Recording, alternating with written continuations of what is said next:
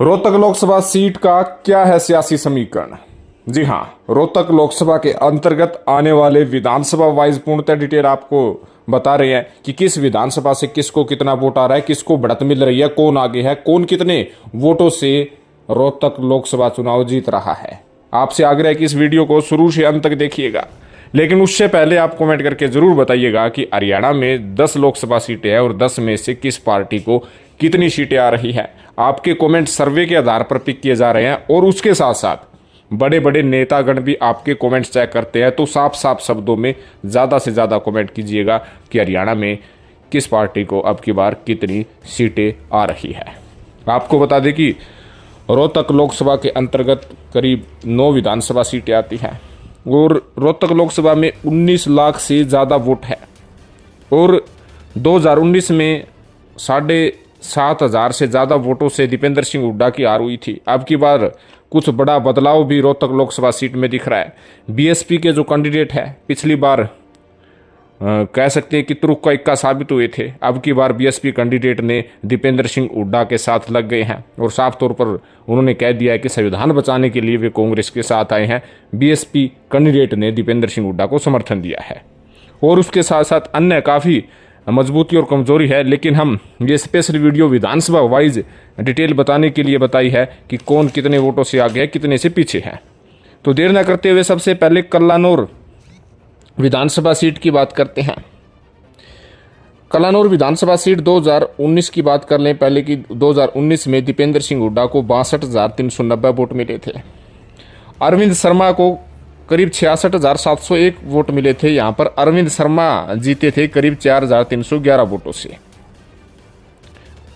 और उसके साथ साथ आपको बता दें कि 2024 का जो आंकलन है उसमें हमने आंकलन किया है कि 70 से 75% यदि कल्लानौर में वोटिंग होती है तो दीपेंद्र सिंह हुड्डा को 53% वोट मिलेंगे, बीजेपी को 44% वोट मिलेंगे और जो दोनों का अंतर है वो करीब 9% वोटों का होगा। 9% यानी कि 14 से 15 हज़ार की लीड दीपेंद्र सिंह हुड्डा कल्लानौर से इस वक्त लेते हुए नजर आ रहे हैं। अगर परसेंटेज वोटिंग प्रतिशत बढ़ता है तो दीपेंद्र की लीड और ज़्यादा कल्लानौर से होगी। यानी 2019 में अरविंद शर्मा जीते थे 4311 वोटों से, लेकिन इस वक्त दीपेंद्र सिंह हुड्डा कल्लानौर सीट से 14 से 15 हज़ार वोटों की लीड निकालते हुए नजर आ रहे हैं। अगली सीट है मैम सीट बहुत ही महत्वपूर्ण है। कहीं ना कहीं बलराज कुंडू ने उम्मीदवार नहीं उतारा या खुद मैदान में नहीं उतरे, जिसके कारण बड़ा फायदा दीपेंद्र सिंह हुड्डा को हो रहा है। हालांकि उन्होंने किसी विशेष तौर पर मैम में ऐसे नेता का नाम नहीं लिया है कि उसके पक्ष में अपने समर्थकों को कि वोटिंग कर दो। उन्होंने कहा कि जिसका मन करे वहां पे वोटिंग करे। आपको बता दें कि रोहतक लोकसभा सीट पे मुख्य मुकाबला कांग्रेस और बीजेपी का है और वही आंकड़े के आधार पर हम प्रदर्शित कर रहे हैं। मैम में लगभग 2 लाख से ज़्यादा वोट है। 2019 में जो आंकड़ा था जिसमें दीपेंद्र सिंह हुड्डा को 68,826 वोट मिले थे, अरविंद शर्मा को 54,721 वोट मिले थे और दीपेंद्र सिंह हुड्डा यहां से 14,105 वोटों से जीत दर्ज की थी। हालांकि 2019 में दीपेंद्र सिंह हुड्डा के जो रणनीतिकार थे वे आंकलन किया हुआ था कि मैम से 25,000 वोटों से जीत रहे हैं, लेकिन 14,105 वोटों पर ही 2019 में दीपेंद्र सिंह हुड्डा सिमट गए थे। लेकिन जो हमारा आंकलन है उसमें आपको बता देते हैं, जो पहले लूज पॉइंट थे उस लूज पॉइंट पर विशेष तौर पर दीपेंद्र सिंह हुड्डा ने अब की बार गौर किया है।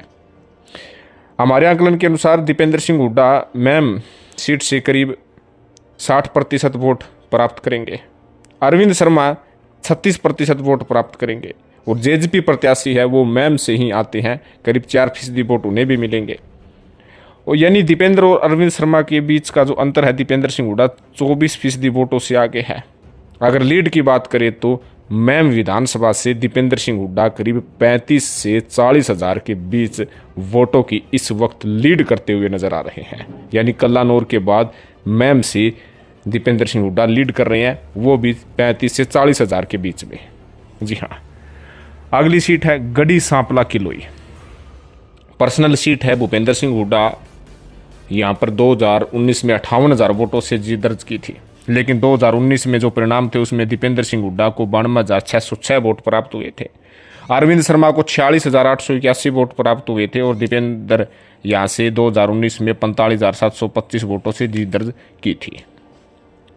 लेकिन 2024 का जो आंकलन है, हमारे आंकलन के अनुसार यहाँ पर 70 से 75% यदि गढ़ी सांपला किलोई से वोटिंग होती है तो दीपेंद्र सिंह हुड्डा को 64% वोट मिलेंगे। 64% वोट गढ़ी सांपला किलोई से मिलेंगे। अरविंद शर्मा को 31% वोट मिलेंगे, यानी दीपेंद्र और अरविंद शर्मा के बीच करीब 33% वोट का अंतर रहेगा और दीपेंद्र गढ़ी सांपला किलोई से करीब 55 से 60,000 वोटों का मार्जिन यानी बढ़त लेते हुए नजर आ रहे हैं। 55 से 60,000 वोटों की लीड दीपेंद्र सिंह हुड्डा गढ़ी सांपला किलोई से ले रहे हैं, यानी कल्लानूर और मैम के बाद गढ़ी सांपला किलोई से अब की बार दीपेंद्र सिंह हुड्डा लीड लेते हुए नजर आ रहे हैं। अब है रोहतक विधानसभा। रोहतक विधानसभा सीट मुख्य तौर पर पंजाबी और बनिया वोट बैंक भी है, जाट वोट बैंक भी है और भूपेंद्र सिंह हुड्डा यहाँ पर पढ़े भी हैं, काफ़ी साथी भी हैं और अच्छा खासा प्रभाव भी उनका रहा है। और भूपेंद्र सिंह हुड्डा के काम विशेष तौर पर रोहतक में देखने को भी मिले हैं। यदि 2019 की बात करें तो दीपेंद्र सिंह हुड्डा को रोहतक विधानसभा से 48,736 वोट मिले थे। अरविंद शर्मा को 68,400 स्वतंत्र वोट मिले थे और रोहतक विधानसभा से 2019 में अरविंद शर्मा करीब 19,741 वोट से जीते थे। जी हाँ, लेकिन जो 2024 का जो आंकलन है उसके मुताबिक आपको बता देते हैं, यदि करीब 75% वोटिंग होती है तो दीपेंद्र सिंह हुड्डा को 46% वोट रोहतक विधानसभा से मिल सकती है, 46% वोट। अरविंद शर्मा को करीब 52% वोट मिल सकते हैं, यानी अरविंद शर्मा यहाँ रोहतक विधानसभा से 6% वोट का मार्जिन कर रहे हैं, यानी कि 7,500 से लेकर 8,000 के बीच रोहतक विधानसभा से अरविंद शर्मा आगे चल रहे हैं, यानी 7,500 से 8,000 वोट से अरविंद शर्मा रोहतक सीट से आगे निकलते हुए नजर आ रहे हैं। फिर अगली बहादुरगढ़, बहुत अहम सीट है, खास सीट भी कही जा सकती है। यहाँ से 2019 का परिणाम की बात करें तो अरविंद शर्मा को 65,519 वोट प्राप्त हुए थे। दीपेंद्र हुड्डा को यहाँ पर करीब 59,889 वोट प्राप्त हुए थे और अरविंद शर्मा यहाँ पर 5,630 वोटों से जीत दर्ज की थी। लेकिन 2024 का जो आंकलन है उसके मुताबिक कांग्रेस यहाँ से 51% वोट प्राप्त कर सकती है बहादुरगढ़ से। बीजेपी यानी बीजेपी कैंडिडेट अरविंद शर्मा यहाँ से 46% वोट प्राप्त कर सकते हैं, यानी कि जो दीपेंद्र है यहाँ से 5% वोटों की बढ़त लेते हुए नजर आ सकती है, यानी कि 8 से 10,000 की लीड बहादुरगढ़ से दीपेंद्र सिंह हुड्डा लेते हुए नजर आ रहे हैं। ये एक आंकलन है, आंकलन बता रहे हैं, हालांकि असल परिणाम तो 4 जून को जारी होंगे, लेकिन इस वक्त जो सर्वे रिपोर्ट्स हैं वो आपके सामने हम रख रहे हैं। अगली सीट है कोसली। कोसली सीट पर विशेष तौर पर सभी का ध्यान है कि कोसली क्या होगा। कोसली पर बीजेपी भी अपना दावा ठोक रही है, कांग्रेस भी दावा ठोक रही है। कोसली में टोटल वोट है 2,54,000 से ज़्यादा। 2019 में बीजेपी ने यहाँ 1,17,825 वोट प्राप्त किए थे और दीपेंद्र सिंह हुड्डा ने 42,845 वोट ही प्राप्त किए थे। बीजेपी कैंडिडेट अरविंद शर्मा कोसली से 74,980 वोट प्राप्त किए थे। 2024 का आंकलन बताएं कोसली से तो कांग्रेस पार्टी यहाँ पर 38% वोट ले रही है, यानी टोटल यदि 75% वोटिंग होती है तो कांग्रेस 38% वोट ले रही है, तो बीजेपी 60% वोट ले रही है, यानी कि बीजेपी करीब 22% वोटों का कोसली में आज भी मार्जिन रखे हुए हैं। करीब 41 से 45 हज़ार वोटों से अरविंद शर्मा कोसली से आगे है, यानी कोसली पर अब भी बढ़त बीजेपी की है, जो 2019 में 74,980 की बढ़त लिए हुए थे, लेकिन अब की बार यहाँ पर सिर्फ 41 से 45,000 की बढ़त यहाँ पर बीजेपी लेती हुई नज़र आ रही है। अब की बार यहाँ पर उनका मार्जिन कम होता हुआ नज़र आ रहा है। फिर अगली सीट है बेरी। यहाँ पर कुल वोट 1,87,000 से ज़्यादा है। 2019 में दीपेंद्र सिंह हुड्डा ने 68,941 वोट प्राप्त किए। अरविंद शर्मा ने 42,998 वोट प्राप्त किए, यानी कि दीपेंद्र सिंह हुड्डा 25,993 वोट से जीते। 2024 का जो आंकलन है उसके मुताबिक कांग्रेस पार्टी 64% वोट प्राप्त सकती है और बीजेपी 34% वोट प्राप्त कर सकती है, यानी दीपेंद्र सिंह हुड्डा 30% वोटों का जो मार्जिन है, बढ़त है, वो बेरी हल्के से ले रहे हैं और करीब 40 से 42 हज़ार वोटों से दीपेंद्र सिंह हुड्डा बेरी से बढ़त बनाने की ओर अग्रसर है। जो आंकलन है, जो सर्वे रिपोर्ट है उसके मुताबिक 40 हज़ार से कुछ ज़्यादा दीपेंद्र सिंह हुड्डा बेरी हल्के से बढ़त बना रहे हैं। अगली सीट है बादली की सीट खास है क्योंकि अरविंद शर्मा का जो पुराना ग्रह है, जो पुरानी सीट है, वो कह सकते हैं कि बादली ही है, होम ग्राउंड जिसे कहते हैं। 2019 में यदि बात करें तो 61,928 दीपेंद्र ने वोट प्राप्त किए थे, बीजेपी ने 50,374 वोट प्राप्त किए थे, यानी कांग्रेस ने यहाँ पर लीड दी थी 11,554 वोटों की। टोटल वोट इस वक्त 1,92,000 से ज़्यादा है बादली हल्के में। जो आंकलन है 2024 का उसके मुताबिक कांग्रेस कैंडिडेट दीपेंद्र हुड्डा 60% वोट ले रहे हैं, बीजेपी कैंडिडेट यहाँ पर 38% वोट ले सकते हैं और दोनों के बीच में जो अंतर है वो 22% वोटों का है। 22% वोट कांग्रेस को बढ़त मिल रहे हैं, यानी 30,000 वोटों से दीपेंद्र सिंह हुड्डा बादली हल्के से बढ़त बनाने के लिए आगे बढ़ रहे हैं। 30 से 35,000 वोटों की बढ़त जो है दीपेंद्र सिंह हुड्डा यहाँ से ले सकते हैं। अगली सीट है झज्जर में इस वक्त 1,97,000 से ज़्यादा वोट है। दीपेंद्र सिंह हुड्डा यहाँ पर 57,395 वोट जो है 2019 में प्राप्त किए थे। अरविंद शर्मा 52,746 वोट प्राप्त किए थे और यहाँ पर दीपेंद्र हुड्डा की जीत मामूली सी वोटों से हुई थी 40-49। लेकिन 2024 का जो आंकलन है, जो सर्वे रिपोर्ट है जो हम आपको बता रहे हैं उसके मुताबिक कांग्रेस 56% वोट ले सकती है, बीजेपी 42% वोट ले सकती है, यानी कांग्रेस 14% वोटों की बढ़त है।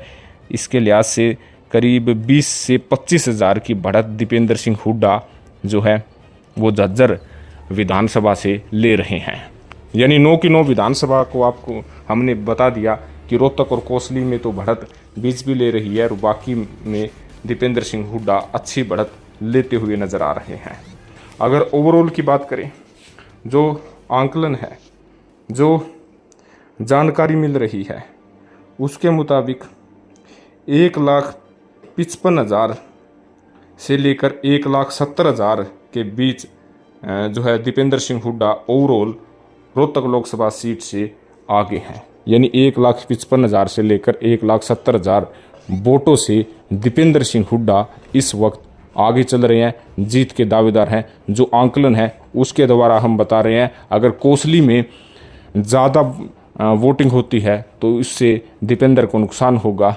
अगर गढ़ी सांपला किलोई और उसके साथ साथ बेरी बहादुरगढ़ और आपको बता दें कि कल्लानौर और मैम में ज़्यादा वोटिंग होती है तो उसमें भी बढ़त दीपेंद्र को ज़्यादा मिल सकती है।